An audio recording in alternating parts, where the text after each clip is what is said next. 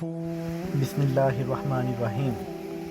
روایت میں ہے کہ حضرت مولانا عبدالرحمن جامی رحمۃ اللہ علیہ ایک نعت لکھنے کے بعد جب حج کے لیے تشریف لے گئے تو ان کا ارادہ یہ تھا کہ روضہ اقدس کے پاس کھڑے ہو کر اس نعت کو پڑھیں گے۔ چنانچہ حج بیت اللہ شریف کے لیے تشریف لے گئے۔ جب حج بیت اللہ سے فارغ ہو کر مدینہ منورہ کی حاضری کا ارادہ کیا تو اسی رات امیر مکہ کو خواب میں نبی اکرم صلی اللہ علیہ وسلم کی زیارت نصیب ہوئی، اور امیر مکہ کو آپ صلی اللہ علیہ وآلہ وسلم نے ارشاد فرمایا کہ یعنی کہ جامی رحمۃ اللہ علیہ کو مدینہ طیبہ کی جانب نہ آنے دینا۔ حکم سن کر امیر مکہ نے اعلان کروا دیا کہ مولانا جامی رحمۃ اللہ علیہ کی مدینہ میں داخلے پر پابندی لگا دی جائے۔ مولانا جامی رحمۃ اللہ علیہ بڑے پائے کے عاشق رسول صلی اللہ علیہ وآلہ وسلم تھے۔ ان کے دل میں عشق نبی اکرم صلی اللہ علیہ وآلہ وسلم اس قدر غالب تھا کہ چھپ کر مدینہ طیبہ کی جانب چل پڑے۔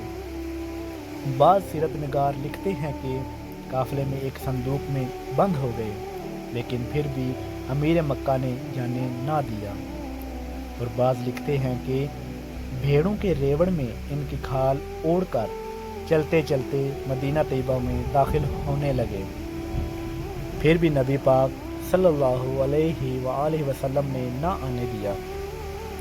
جب دوبارہ امیر مکہ کو نبی پاک صلی اللہ علیہ وآلہ وسلم کی زیارت ہوئی اور فرمایا کہ جامی رحمۃ اللہ علیہ کو میرے روضہ پر بالکل نہ آنے دینا، جب اس نے یہ حکم سنا تو اس نے اپنے آدمی دوڑائے جو مولانا جامی رحمۃ اللہ علیہ کو مدینہ منورہ کے راستے سے پکڑ کر لے آئے، اور امیر مکہ نے مولانا جامی رحمۃ اللہ علیہ کو سختی سے جیل میں بند کر دیا۔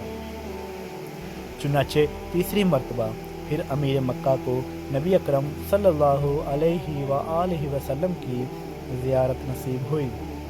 آپ صلی اللہ علیہ وسلم نے فرمایا، جامی کوئی مجرم نہیں ہے، بلکہ ہم اس لیے اسے اپنے روضے پر آنے سے روکتے رہے ہیں کہ اس نے کچھ اشعار لکھے ہیں جن کو وہ میری قبر انور پر کھڑے ہو کر پڑھنا چاہتا ہے۔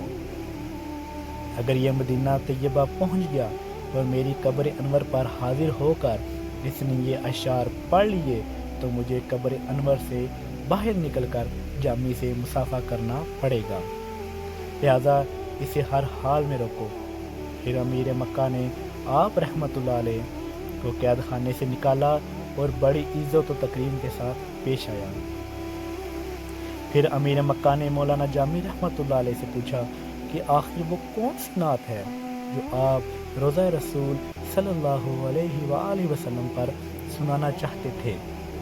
مولانا جامی رحمۃ اللہ علیہ نے روتے ہوئے یہ چند اشعار پڑھے جن کا ترجمہ یہ ہے: یا رسول اللہ صلی اللہ علیہ وآلہ وسلم، آپ کے ہجر و فراق اور جدائی سے میرا جسم بے حال اور ٹکڑے ٹکڑے ہو گیا ہے۔ یا رسول اللہ صلی اللہ علیہ وسلم، نافرمانیوں اور گناہوں کی وجہ سے میرا دل مرجھا کر در در کی ٹھوکریں کھا رہا ہے۔ یا رسول اللہ صلی اللہ علیہ وآلہ وسلم، دن رات انتظار کر کے میرا پیمانہ صبر لبریز ہو چکا ہے۔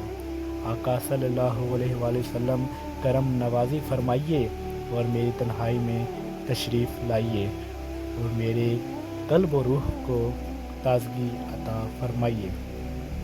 یا رسول اللہ صلی اللہ علیہ وآلہ وسلم، جب آپ مجھ مسکین و نادار کے غریب خانے پر قدم رنجا فرمائیں گے تو میں آپ صلی اللہ علیہ وآلہ وسلم کے نالین شریفین کے نقش پر اپنی جان قربان کر دوں گا۔ یا رسول اللہ صلی اللہ علیہ وسلم، میں اپنے افعال اور اعمال پر حیران ہوں اور گناہوں کی وجہ سے میرا چہرہ سیاہ ہو چکا ہے۔ میرے آقا صلی اللہ علیہ وسلم، میں اس پر از حد شرمندہ و نادم ہوں۔ یہ تحریر خاتم الشعراء حضرت مولانا عبدالرحمن جامی رحمۃ اللہ علیہ کے فارسی کلام کا سلیس اردو ترجمہ ہے۔ اگر آپ کو ہماری آج کی تحریر، ہماری آج کی ویڈیو پسند آئی ہو تو برائے مہربانی لائک کرنا اور سبسکرائب کرنا نہ بھولیے گا۔ انشاءاللہ جلد ہی نئی ایسی ہی ایک اچھی ویڈیو کے ساتھ آپ کی خدمت میں پھر حاضر ہوں گے۔ تب تک کے لیے